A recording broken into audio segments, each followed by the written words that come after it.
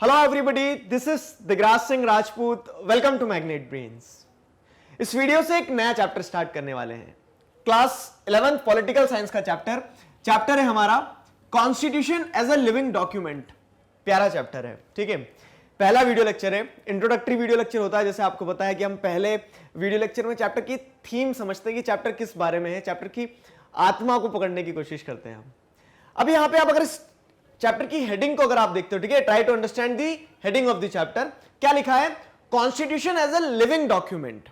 अब political science को छोड़ो, हम छोटी क्लासेस में चलते हैं, बायोलॉजी पढ़ते हैं, ठीक है। बायोलॉजी में आपने क्या पढ़ा कि लिविंग बीइंग जो रहते हैं या फिर नॉन लिविंग जो रहते हैं, तो आप किन कैरेक्टरिस्टिक्स के हिसाब से किसी को लिविंग नॉन लिविंग कैटेगराइज कर देते हो?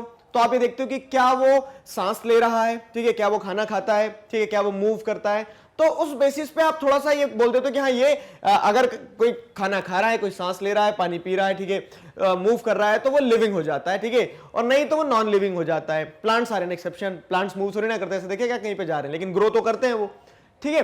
तो इस सेंस में क्या है कि हमारी एक डेफिनेशन है लिविंग नॉन लिविंग की, वो बायोलॉजी में है। अब यहां पे आपके चैप्टर में क्या कहा जा रहा है कि कॉन्स्टिट्यूशन जो एक किताब है, अगर आम बोलचाल में देखा जाए तो, ठीक है, उसे एक लिविंग डॉक्यूमेंट की तरह क्यों कंसीडर किया जा रहा है, और उसी पे पूरा चैप्टर है, ठीक है। वो ये मतलब चैप्टर की हेडिंग हो गई एक क्वेश्चन की तरह, और अब जो पूरा एक्सप्लेनेशन आप देखोगे तो आपको प्रूव किया जाएगा कि हाँ कॉन्स्टिट्यूशन एक लिविंग डॉक्यूमेंट है, ठीक है। देश कैसे बनता है, सोचो जरा। देश सिर्फ पहाड़, नदी, पौधे, पेड़, पत्थर, इन सारी चीजों से नहीं बनता है। देश बनता है आपसे, मुझसे, हमसे देश बनता है, ठीक है। और हम लोग जो हैं, तो हम लोग क्या है, अगर मान लो रूल ऑफ लॉ नहीं होता, कॉन्स्टिट्यूशन नहीं होता, तो क्या होता कि जो पावरफुल है वो डोमिनेशन स्टैब्लिश कर लेता किसके ऊपर? लेस पावरफुल के ऊपर, वीक के ऊपर। तो इस तरह से क्या होता है, जंगल राज होता पूरा का पूरा। तो उस कंडीशन में आपको अगर ये देखना है, उस कंडीशन में आपको देखना है कि सारी चीजों को अगर रेगुलेट किया हुआ है कोई, ठीक है, रूल ऑफ लॉ है ना, तो रूल ऑफ लॉ को स्टैब्लिश किसने किया है, ठीक है, सबसे ऊपर कौन है? कॉन्स्टिट्यूशन है। तो कॉन्स्टिट्यूशन एक हंसते खेलते देश को चला रहा है, तो जो चला रहा है वो खुद भी तो लिविंग डॉक्यूमेंट की तरह ही होगा, ठीक है। आया समझ में? तो वही चीज यहां पे बताई गई है कि कॉन्स्टिट्यूशन को एक लिविंग डॉक्यूमेंट की तरह आपको कंसीडर करना है। पूरे चैप्टर में यह समझना है कि कैसे कॉन्स्टिट्यूशन जो एक बहुत इफेक्टिव रोल प्ले कर रहा है देश को चलाने में। क्लियर?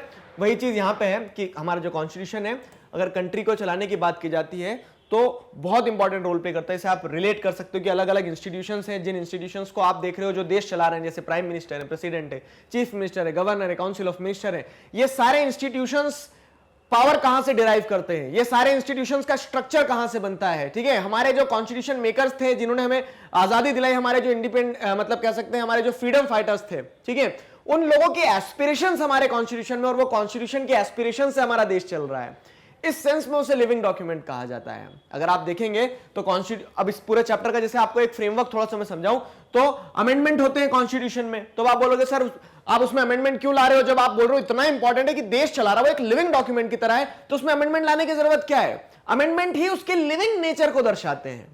अमेंडमेंट लिविंग नेचर को कैसे दर्शाते हैं, अब जरा समझो। देखो क्या होता है, अगर आप देख रहे हो कि कॉन्स्टिट्यूशन में कोई लॉ बना है, लेकिन वो जब कॉन्स्टिट्यूशन मेकर्स ने बनाया होगा तब वो लॉ की कंडीशन कुछ अलग रही होगी। फॉर एग्जांपल, जैसे एक बहुत अच्छा एग्जांपल लेते हैं हम, एलजीबीटी जो कम्युनिटी होती है, उनके राइट्स जो थे, तो उस समय पे अगर हम जैसे देखें, ठीक है, उस समय पे हमारे कॉन्स्टिट्यूशन मेकर्स ने उस नजरिए से चीजों को नहीं देखा। सोसाइटी शायद उस चीज को एक्सेप्ट करने के लिए तैयार नहीं थी।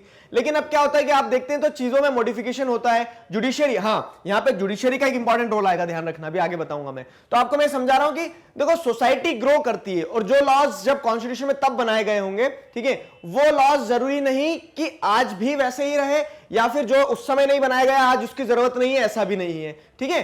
तो अब क्या है, लिविंग डॉक्यूमेंट है ना, जैसे आप एक लिविंग बीइंग हो, तो हो सकता है कि आप पहले हेयर स्टाइल पे ध्यान नहीं देते थे, अब आज आप हेयर स्टाइल पे ध्यान देने लगे हो, तो वो क्या है, वो आपकी लिविंग प्रोसेस में आप इवॉल्व हो रहे हो। तो वैसे ही कॉन्स्टिट्यूशन भी इवॉल्व होता है, इसलिए अमेंडमेंट जरूरी है, ठीक है। तो सवाल ये आ सकता है कि आप जब लिविंग डॉक्यूमेंट बोल रहे हो तो फिर उसमें अमेंडमेंट क्यों ला रहे हो, तो अपने हिसाब से एडजस्ट कर लेगा, ठीक है। तो वो एक कहने का तरीका है कि लिविंग डॉक्यूमेंट है, लेकिन उसके लिविंग नेचर को बताए रखने के लिए अमेंडमेंट्स आते हैं कॉन्स्टिट्यूशन में। कॉन्स्टिट्यूशन स्टैटिक नहीं है, रिजिड नहीं है, ये टॉपिक्स भी पढ़ोगे आप आगे, ठीक है। तो ये सारे पॉइंट्स को आप रिलेट करना अच्छे से कि कॉन्स्टिट्यूशन में अमेंडमेंट्स आते हैं। अब अमेंडमेंट आते हैं इसका मतलब ये नहीं कि आप रातों रात कॉन्स्टिट्यूशन बदल दोगे, क्या है उसका एक बेसिक स्ट्रक्चर है, ठीक है।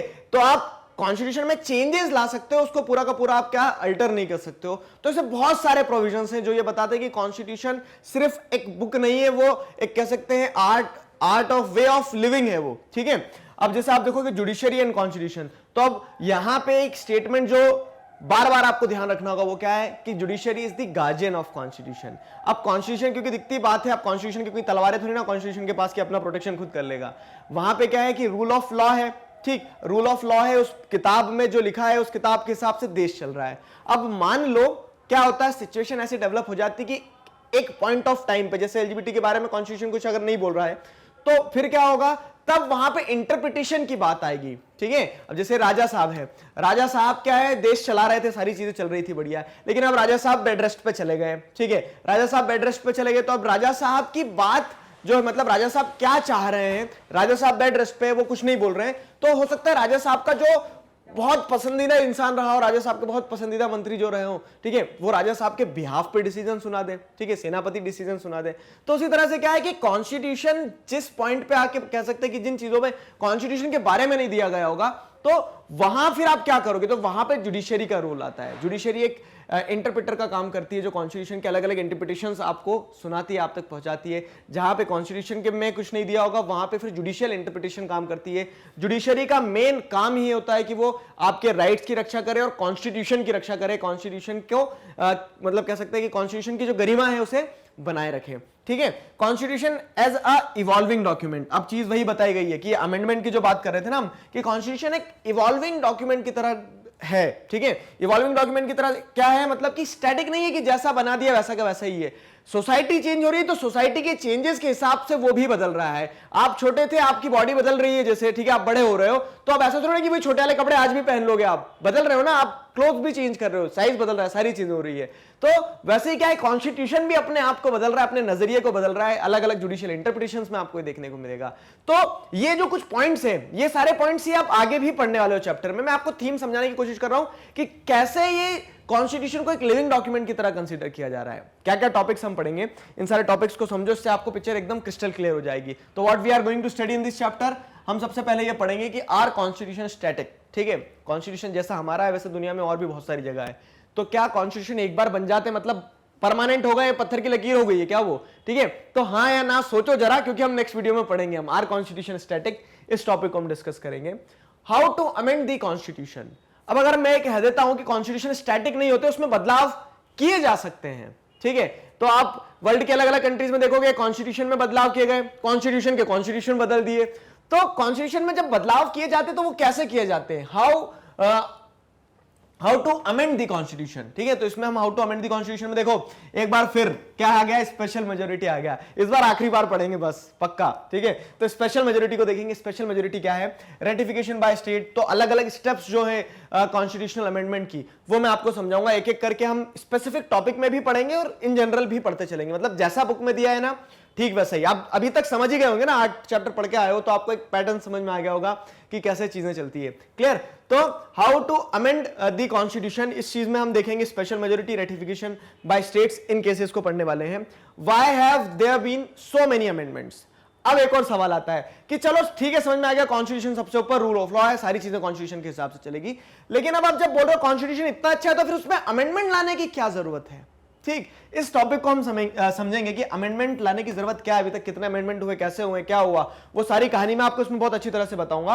और अमेंडमेंट जो लाए जा रहे हैं ना, तो वो किन मुद्दों पे लाए जा रहे हैं, content of amendments made so for. तो अभी तक जैसे अगर आप देखेंगे 104 अमेंडमेंट आ चुके हैं जनवरी 2020 तक, ठीक है, आई गेस हाँ जनवरी 2020 तक 104 कॉन्स्टिट्यूशनल अमेंडमेंट आ चुके हैं। तो उसे हम देखेंगे, समझेंगे कि वो जो इतने सारे 100 समझ रहे हो 104 अमेंडमेंट आ चुके हैं, जो कॉन्स्टिट्यूशन बना था उसमें 104 बार और संशोधन किया गया है, तो किन मुद्दों पे किया गया होगा, वो सारे मुद्दे हम यहां डिस्कस करेंगे। ठीक है, फिर क्या है, basic structure and evolution of the constitution. ये जो बेसिक स्ट्रक्चर वाली डिबेट है, देखो मैं आपको एक बहुत अच्छी बात बताता हूं, जिन लोगों ने जुडिशरी वाला चैप्टर नहीं देखा, जुडिशरी में लास्ट का जो टॉपिक है जुडिशरी एंड पार्लियामेंट, उस टॉपिक को जरूर देखना। उस टॉपिक को देखोगे ना तो आपको उसकी कहानी पता चलेगी। ठीक, कहानी पता चलेगी। हम एसेंस पढ़ेंगे इस चैप्टर में, कहानी जो है मैंने बहुत अच्छी तरह से, ठीक है, पूरा टाइम लेके पूरे कॉम्प्रिहेंसिव वे में उस कहानी को मैंने बताया है। कहां पे बताया है, तो वाला जो चैप्टर है हमारा जुडिशरी वाला, ठीक, उसमें लास्ट टॉपिक जो उसे जरूर देखिएगा अच्छे से, तो उससे आपको बेसिक स्ट्रक्चर की कहानी समझ में आएगी और फिर यहां पे भी रिलेट कर पाओगे आप। तो basic structure and evolution of the constitution, इस टॉपिक को फिर हम क्या करने वाले हैं, पढ़ने वाले हैं। फिर हम क्या पढ़ेंगे, constitution as a living document. तो वो जो हेडिंग है ना, तो अब इतनी चीजें पढ़ने के बाद आपको कुछ समझ में आ जाएगा, तो उसी को रिलेट करेंगे हम। उसके अंदर दो सब टॉपिक्स हमारे होंगे, कंट्रीब्यूशन ऑफ द जुडिशरी, मतलब कॉन्स्टिट्यूशन को लिविंग डॉक्यूमेंट बनाने में जुडिशरी का एक बहुत इंपॉर्टेंट रोल रहा है, कैसे, क्या, क्यों, ठीक है। तो वो सारी चीजें हम क्या करेंगे, कंट्रीब्यूशन ऑफ द जुडिशरी की, जुडिशरी का क्या कंट्रीब्यूशन रहा है कॉन्स्टिट्यूशन को एक लिविंग डॉक्यूमेंट बनाने में, उसमें देखेंगे। और maturity of the political leadership. अब सिर्फ जुडिशरी नहीं, जुडिशरी नो डाउट गार्जियन है तो उसने एक इंपॉर्टेंट रोल प्ले किया ही होगा, लेकिन उसी के साथ साथ में हम ये भी देखेंगे कि पॉलिटिकल लीडरशिप जो रही है, ठीक है, तो वो पॉलिटिशियंस ने क्या मैच्योरिटी दिखाई है जिसके चलते हम कहते हैं कि कॉन्स्टिट्यूशन एक लिविंग डॉक्यूमेंट है, या फिर कह सकते हैं कि कॉन्स्टिट्यूशन की सक्सेस में पॉलिटिकल लीडरशिप की मैच्योरिटी कहां देखने को मिली हमारी कंट्री में। वो सारे इंसिडेंसेस हम इस चैप्टर में, इस टॉपिक में पूरी अच्छी तरह से क्या करने वाले, पढ़ने वाले हैं, समझने वाले हैं। आशा करता हूं आपको चीजें यहां तक समझ में आई है। किसी प्रकार का डाउट है, feel free to ask in comment section. Doubt होता तो क्या करना है आपको पता ही है, ठीक है।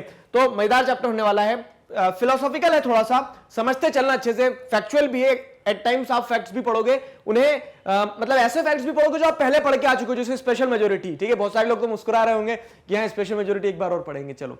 तो हम वो सारी चीजों को कवर करने वाले हैं। इसी तरह से मैग्नेट ब्रेन्स पर क्लास 11th के अलावा क्लास 4 से 12 तक भी सारी चीजें पढ़ाई जाती है। जी हाँ, अपने जूनियर्स और सीनियर्स को जरूर बताइए मैग्नेट ब्रेन्स के बारे में। मिलते हैं नेक्स्ट वीडियो में, till then stay connected, keep learning. Thank you very much.